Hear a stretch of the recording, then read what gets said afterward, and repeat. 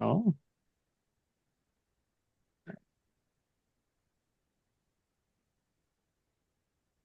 with that, welcome to the FNL25 Avionics Altimeter webinar. So presenting will be Frank Noble and Mark Abatosaway today. I'm trying to get rid of all the. Well, good afternoon, everyone. I'm Frank Noble. This is the altimeter webinar review. We're going to be going over the COTS altimeters, which we will substantially use during this competition. The switches that are associated with the altimeters, power supply usage, lithium batteries especially, or your regular 9-volt batteries, and your tracking devices, GPS systems, and avionics hardware to mount it to, and other applications for your avionics. The term avionics is used to describe electronic components that control the flight of the vehicle. Typical, of course, is the altimeters are for measuring altitude, velocity, and tracking. This does not include any of the payload challenge components, of course. It does not count, but it should work. These do not affect the flight of the vehicle, and it shouldn't.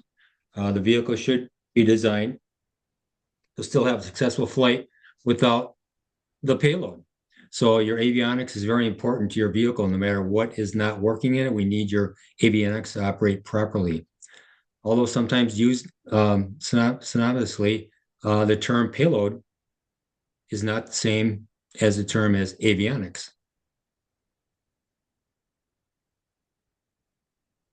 The COTS means a commercial off-the-shelf device, of course. We've been boasting this for many years during this competition. You cannot fabricate, program, or have your own altimeter for ejection events. We'll get into that details later on. Altimeters are small electronic devices, of course. Some are barometric pressure sensors, which most of them you'll be using to measure the altitude and velocity. Advanced altimeters will have additional features such as a accelerometer.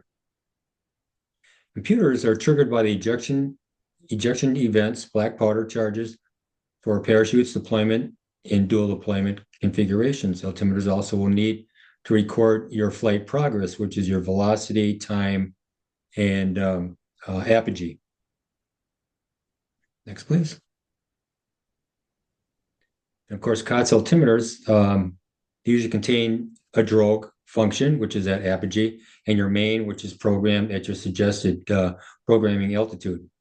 We suggest redundant, otherwise known as backup altimeters for this event. You will program your altimeter to deploy your parachutes at a certain event, ensuring that you understand the GUI on for your altimeters, otherwise known as a GUI. Your mentor, of course, will provide you and instruct and assist you with connecting your ejection charges during your pre-flight, if you do so choose.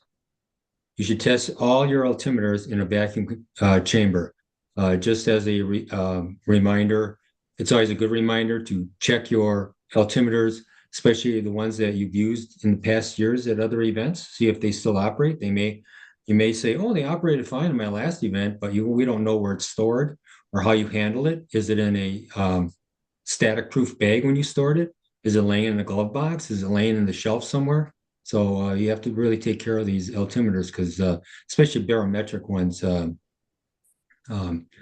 they do have a difference in calibration on most of them, the way they're handled. If they've been wet before, there's a little dielectric little wafer in there that may get dried up and warped and might not be accurate to give you a proper altitude reading or function at all. Next, please. See, you can be used single deployment, apogee, main only, dual deployment, apogee, drogue, and main. We have some examples on the right-hand side here. We have perfect flight stratologgers. I've used those before and they work pretty dependable. If rocket speed is anticipated to approach transition Mach, use only controllers with a Mach inhibited to prevent recovery deployment while under thrust. The manufacturer should have inhibitors in it for your Mach flight. And during this event, I predict there won't be too many approaching Mach, but just in case, most altimeters are governed by this anti-Mach triggering. And of course, on the lower right-hand side, we have the featherweight Raven 4s. We have the Blue Ravens that are available also. And the new product came out by Featherweight. It's called the Blue Jay. It's half the price of the featherweight type altimeters, and they work just as well, and a little bit smaller. Next. COTS altimeters again, advanced ones. We have the barometric sensor ones, which is the Ultimus Metrum telemetrum type. This is a pretty expensive, reliable altimeter. It's an accelerometer with one axle or two axles and three axles. Gyro sensors has a Mach inhibitor, an unusual feature. This is a very dependable altimeter for any flights Mach or 2. Selectable barometric or accelerometer gyro triggered apogees and at drogue deployment. Main parachute deployment by barometrically sensed altitude. Most altimeters use especially the featherweight, use the accelerometer during takeoff to trigger the altimeter. And also it does the deployment at apogee. It triggers into the barometric sense on the same altimeter as the featherweight in barometric, so it can calculate the altitude that you've programmed it at. Because of course the rocket is not moving very fast to select and measure in time. Excessive flight data recording and telemetry, as well as tracking and some other models of the Altus Metrum. Here we have altimeter circuit layout, an example of dual redundant circuits. You can see in the top one here, we have wires going to the drogue on the left-hand side for charge number 1. This is a redundant system, as you say. This is altimeter 1, altimeter 2. Of course, we have our switches, which is very important to have for our altimeters to turn them on at the pad only. And of course, battery selection. Let's see, we have the drogue for charge number 1 as it approaches apogee, and then whatever you have this program, this altimeter 1 program at a certain altitude, let's say at 700 feet. And your redundant system also have on your altimeter 2 will have a drogue set probably a second or two later after apogee. So in case altimeter 1 does not work.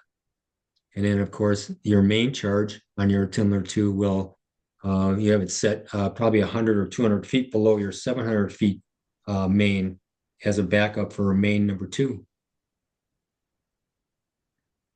Next. Some common brands, not extensive listed on here. It's a featherweight, and we have a couple of links here to click on your featherweight. You have the Altus Metrum, Perfect Flight, Missile Works. All these altimeters are very dependable. We must know how they operate and how they operate as far as when you're at the pad, the combination of failures and a go signal on these altimeters, and of course a sequence of beeps. Perfect Flight and Missile Works are very dependable and easy to operate type altimeters, barometric altimeters. And also we have a link here for all your line model. It must be mine isn't hotted. Is that just a website, isn't it?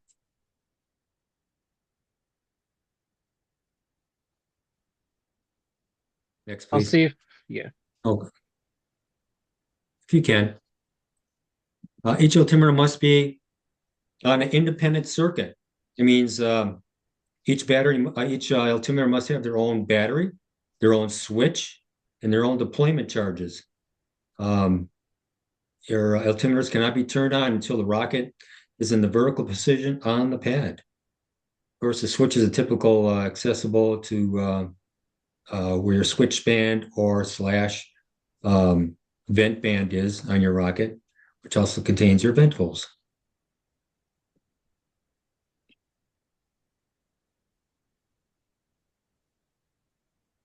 Here we got some considerations on switches. Switches are very important. I don't want to see I don't want to see any rockets being having two wires twisted at the pad. Um, we don't want to have any brownouts on your altimeter. By twisting the wires together, you might accidentally turn it off, turn it on real quick, and that'll cause some damage possibly to your altimeter, which is called a brownout, which some components will be not accurately coordinated with the altimeter. You want to make sure you have switches for each individual altimeter. You got to use, of course, use switches that are resistant to changing states under G-forces. That means if you have a switch, especially a screw-in switch, some screw-in switches aren't so the screws aren't very rigid and tight. You may have to tape them down if possibly, because if once the rocket takes off, you have many G-forces, of course, and the altimeter could turn off. Don't rely on twisted wires to complete the circuit, as I stated before. Screw-on switches and magnetic activated switches are preferred. Magnetic switches are really handy, but we have to know who has that magnet and who has it in their pocket. Of course, void handling and toggling the slide switches, as I was mentioning about if you have your wires twisted and they come loose and they go on, or they have bad resistive connections.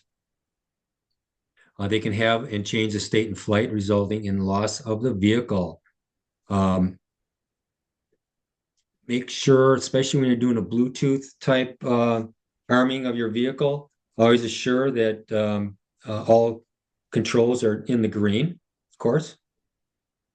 Of course, you have the missile works with the screw switches. Those are internal type switches that are probably mounted to the AV board. Be certain and practice before you come to the pad, and don't do this at your prep table. Do it when you're building the rocket. Make sure your holes are lined up with your screwdriver, and you can do it without any trouble in turning on those screw switches. They do make flush to the mount airframe type screw switches, which are a lot more handier, and you can see them. They're right in front of you.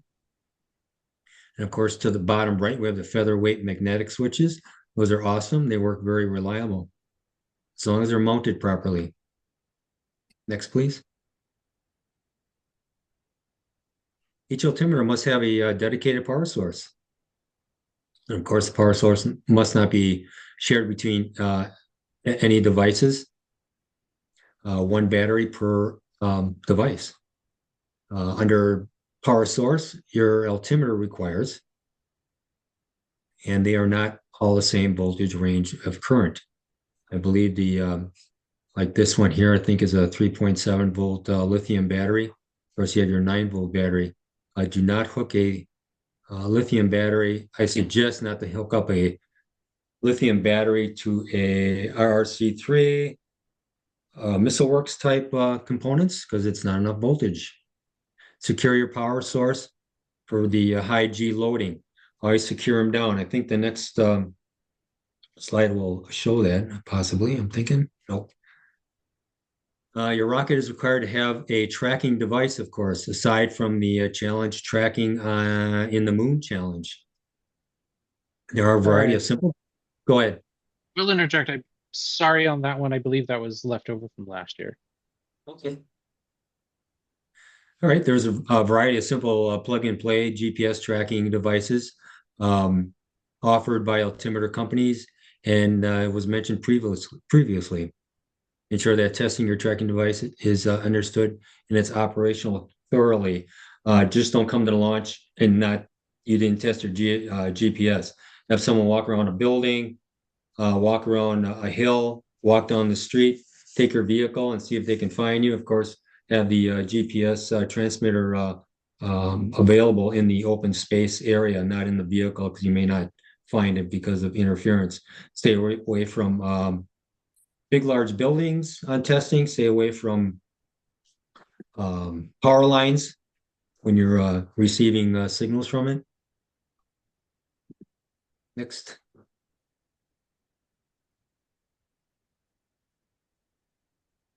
Radio frequency considerations. License-free operations, which is a lot of the featherweight tracking.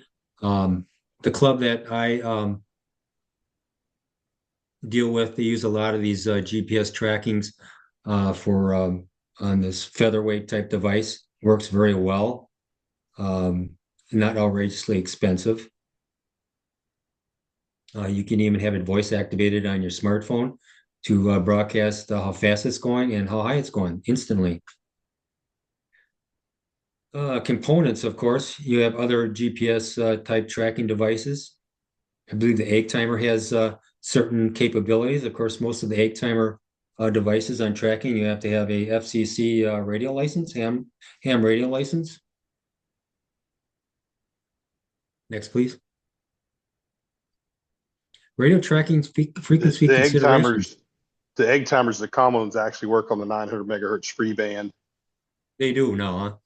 Yeah, the only egg timer that's ham band is for tracking is part of the quasar altimeter. Okay. Thanks for letting us know that. Mark probably No knew worries. that. So you got the radio tracking and frequency considerations, license-free and unlicensed operation, ISM band, industrial and scientific and medical. Of course, it states right here 350 megahertz to 915 megahertz in the United States, and a low 2.4 gigahertz. Amateur band operation requires a U.S. amateur radio operation license and a technical class at the minimum. FNL suggests a license-free tracker prohibits the transmissions that exceed 250 milliwatts. I don't know how many teams out there had used a transmitter that needed a ham radio. I have no idea. I never did look into that yet, but we always warn everybody. Next, please. Wow. Look at all those tracking frequencies located. That's too confusing for me. It's kind of small. It almost looks like a Gantt chart that I see. A little bit. Yeah, I think this was one Mark was just helping everyone see that the spectrum is quite Right. cluttered. Yep. Sure is. Jeez.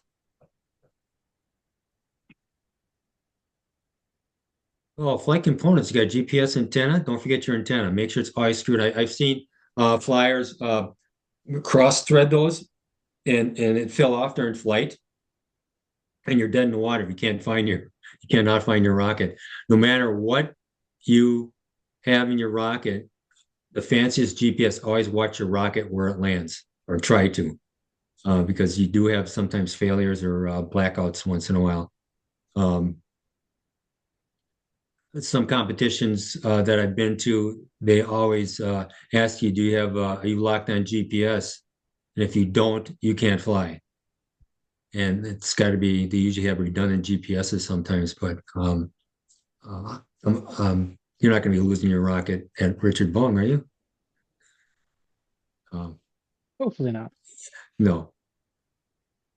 You got GPS antenna, of course, a tracker transmitter, battery power. Make sure you always do a battery test on all your electronics, including altimeters and avionics, how long they last. Because you might be at the pad for 30 minutes. You might have the GP on for a good hour or two at the prep tent or waiting in line. Have good power. And of course, a switch of some type. Turn them on, turn them off. Next, please. Ground components, receiving antenna, what you see on the Apogee simple locator, GPS. That works pretty good. It's okay. I've seen them. I've seen all kinds of stuff work very well. The featherweights in my uh, use of it and other people using it, it works pretty dependable. Uh, you have a computer and a tablet, cell phone. Cell phone will tell you which is on the featherweight, because that blue box that you see at the bottom there connects to the transmitter and is Bluetooth to your phone. And it shows you a good picture. Software applications compatible with the tracker and computer cell phone. Make sure when you buy or if you have GPS systems from a year or two ago, even altimeters, go to the manufacturer's website and make sure that it is updated and the software is updated. Most important. Next, please. Common GP trackers. These are RF type trackers. These are the trackers that you need to watch where your rocket lands so you go in that direction. We have the featherweight, of course, which is very dependable, and Altus Metrum is very dependable. Apogee sells the tracker. We have these little links that are hotted up for you. Check them out. Let's see the transmitter on the bottom, industry trackers, I think right here, if you can see my mouse right here. I use those occasionally. They work pretty good. This is one of the trackers you got to watch for your rocket lands to make sure your batteries are up to snuff on these. Here's the receiver, and this is the little transmitter that you usually put inside the nose cone or tape to the recovery harness. This typical one is a newer one. It's waterproof and everything, so it's pretty cool. Next, please. Oh, Avionics bay is typically located in the coupler section between the booster and the sustainer section, which is right here in the green. And of course, the main chute's going to be in the forward part of the rocket above the electronic AV bay. And then we have the drogue, which is located in the red to the right of the green AV bay. This is just a typical setup that most high power rocketries are set up. Some will have either a deploying a main chute in the air after the apogee comes, using a jelly logic, which I don't believe we allow in the competition. I'm just giving you the benefit of the doubt here, just to hear me on that. Some have a head-end deployment where the parachute is packed in the nose cone and the electronic bay is in the shoulder of the nose cone.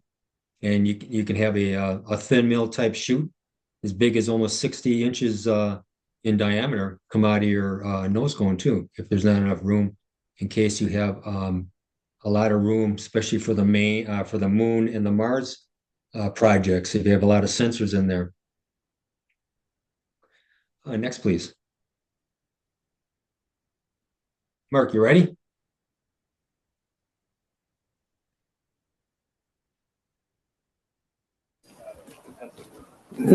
No, go ahead. This is all you. If you got it. Thanks, man. Avionics bay hardware for your rocket. Your avionics sled will sit inside the coupler, of course. You may fabricate your sled to integrate your battery, your switches, and your altimeters.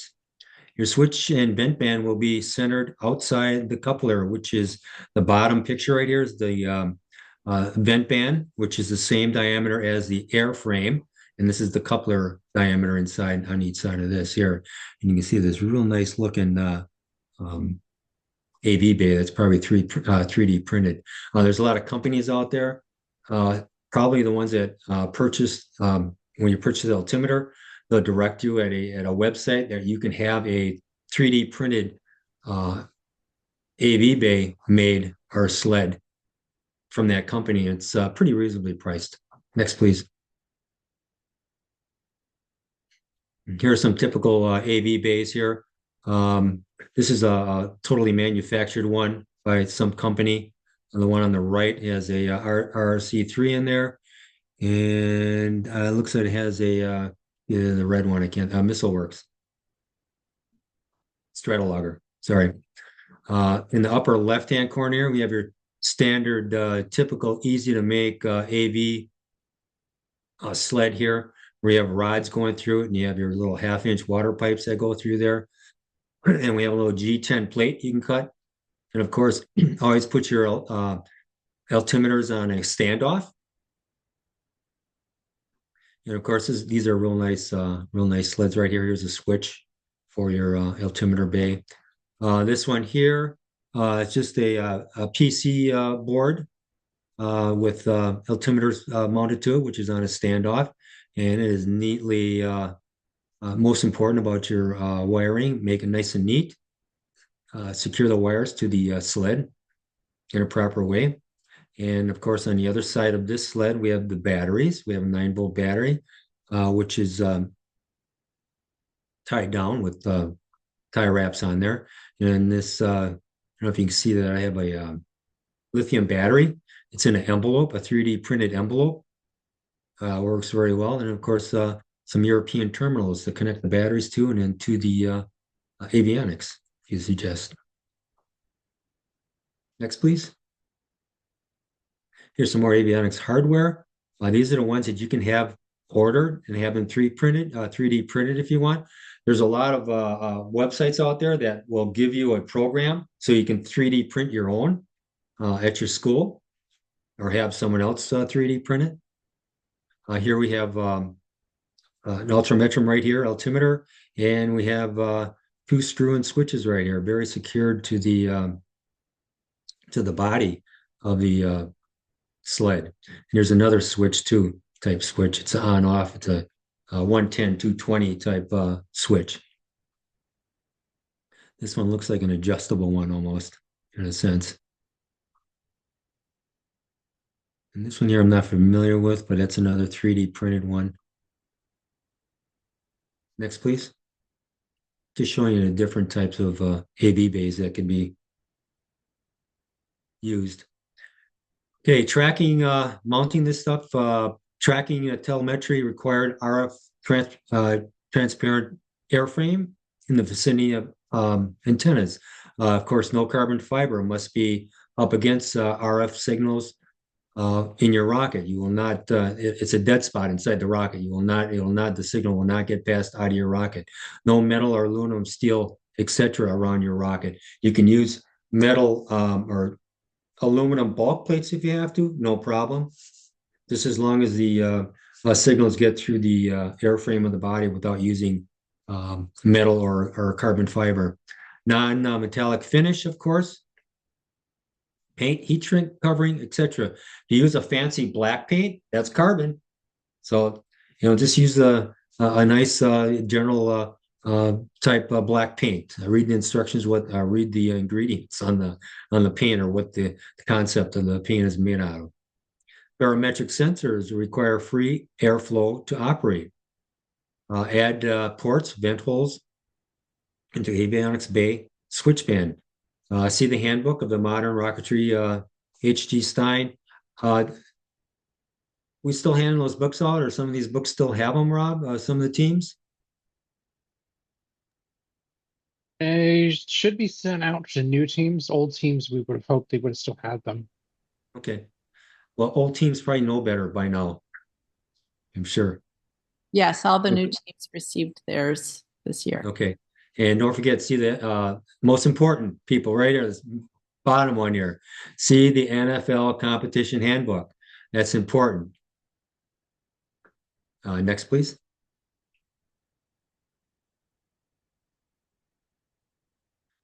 Rigidly mount all electronics with appropriate hardware to ensure proper function. Accelerometers and gyros require solid mounting for a error-free performance, especially accelerometers. If you jiggle them a lot too much on the pad, or if you bump into them, of course, they should not be turned on until the rocket is in the vertical position and in a still position, so nothing gets activated. I know most of the accelerometers and the barometric ones, especially the accelerometers, I think they kick in at three Gs, which is probably a quick swing up in the air with your arm. And especially if you drop a rocket and you think you have the altimeter off, just be cautioned, please. All wiring should be soldered and or crimped to ensure connections under G's will not loosen up. Ensure to use the proper size wiring based on current and resistive. Typical wiring for altimeters is 18 or 21 gauge stranded wire. Next slide, please. We do not want you to use any solid copper wire. They're only good for like maybe 1 or 2 flights and maybe 1 or 2 handling procedures because the solid wire gets a little brittle. It depends how you have it secured to the board. So we suggest stranded 18 or 21 gauge wire. As you can see on this left one here, not a very neat wiring job, close, but try and stuff that into a altimeter bay, like this is one of the bulk plates, and you have wires sticking out like this.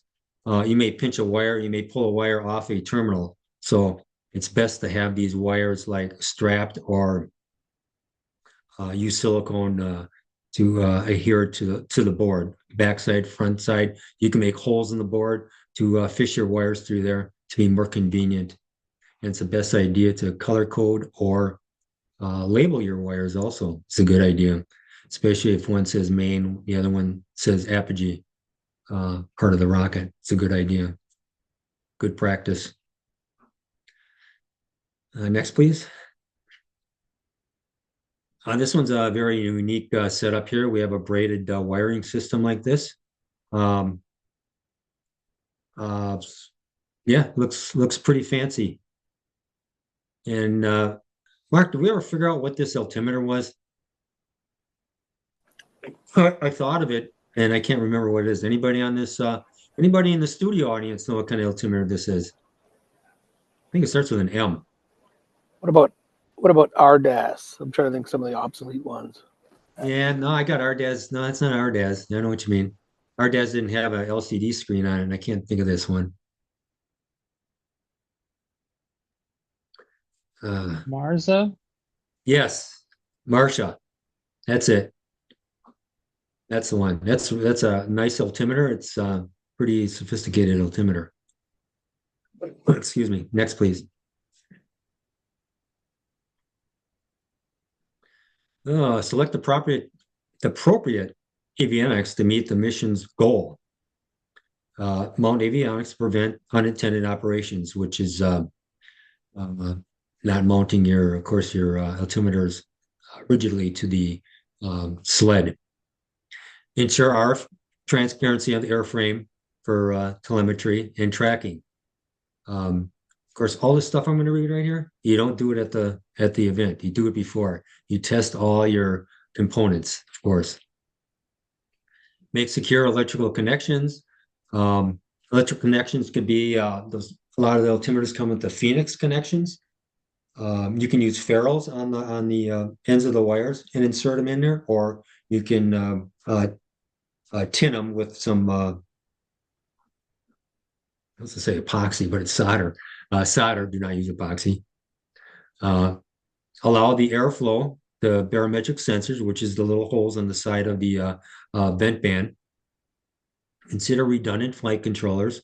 It's more reliable than just a single one. Time phase redundant charge to fire after the primary charge by the time or altitude. Barely read that in there. Test what you will fly, of course, and fly only what you test. Ensure deployment charges are adequate to deploy drogue and main parachutes.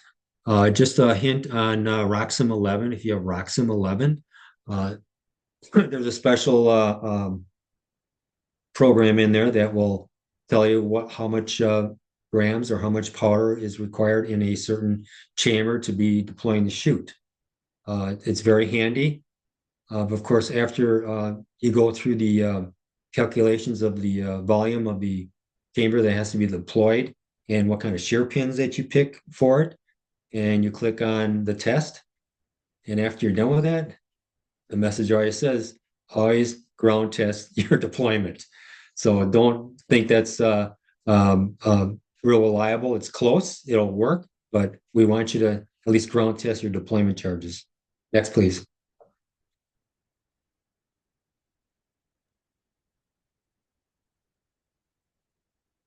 Well, Oh, thank you, Frank. That was efficient. any questions, anyone?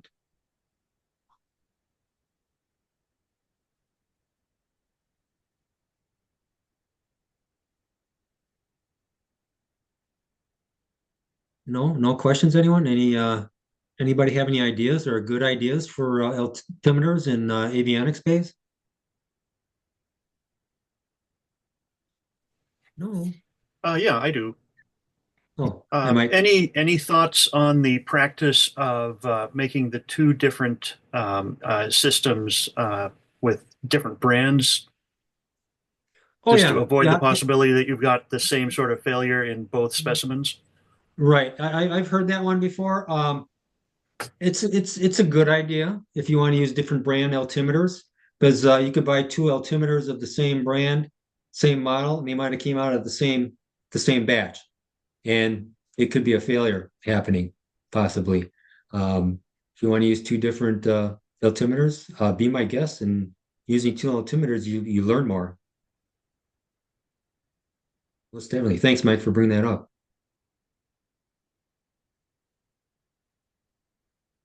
Anyone else? If you're going to be using a 3D Bluetooth, go ahead. Because for 3D printed parts, one thing I would suggest they not 3D print is the bulkheads. The sleds Oh, and the other components could be printed, but the bulkheads will see potentially a lot of load unless you can route the shock cord loads through the bay without having them put on the structure of the bay. So if you've got eye bolts connected to the bulkheads, you don't want 3D printed plastic bearing those loads. You want fiberglass or aluminum for those bulkheads. right. Yeah. I think the next webinar is going to be recovery, and we kind of go through that a little bit. I don't mind 3D printing the bulk plates as long as you have an aluminum plate or a G template bolted to it. That I don't mind. If you need a little a girthy type bulk plate that has a recess in it, I don't mind that. Yeah, I'll do that. I'll to make a step bulkhead with a 3D Yep. printed inner Yep. diameter and a fiberglass or aluminum outer Yep. diameter. Yep. Very good. And when you're printing parts like that, charge wells, things like that, anything that's going to take load, you don't want to use partial fill. Solid Right. printing those is the way to go. Right. Very good. Thank you. Yeah, I think during inspection or the CDR and the FRR, we usually kind of like make sure we look at those load binding areas before they come out with the final product. And I think you mentors are pretty good about that. I know you are. You should be, right? Yeah, I know some things are overlooked, but um, your mentors do a fine job. There are places to save weights and there are places not to save weight. Yep. Right? Yep. Any other questions, anyone? Even if it's off the shelf here, if you got any other quick questions that we can deal with, or if Tiny can answer a question, or Robert. Yeah, you have the whole team here today. If not, don't forget, our emails are always open for you, and I also have the office hours as another option if any team has questions that come up.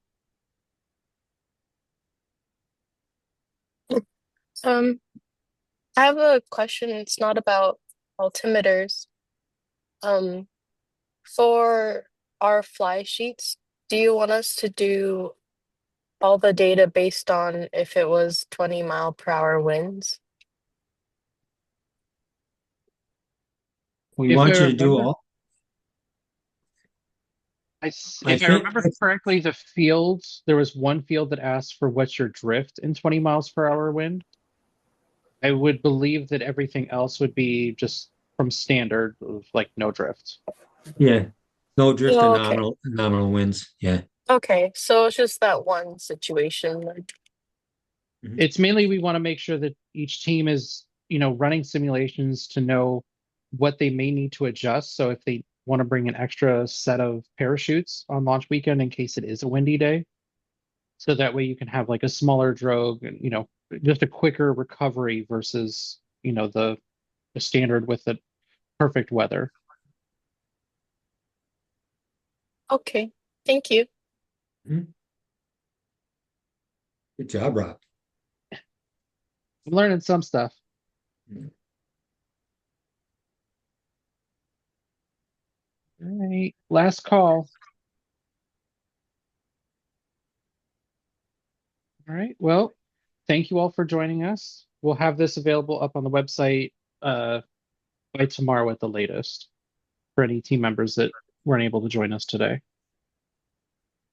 But otherwise, have a wonderful evening and stay warm. Thank you. Thanks, everyone. Thank you.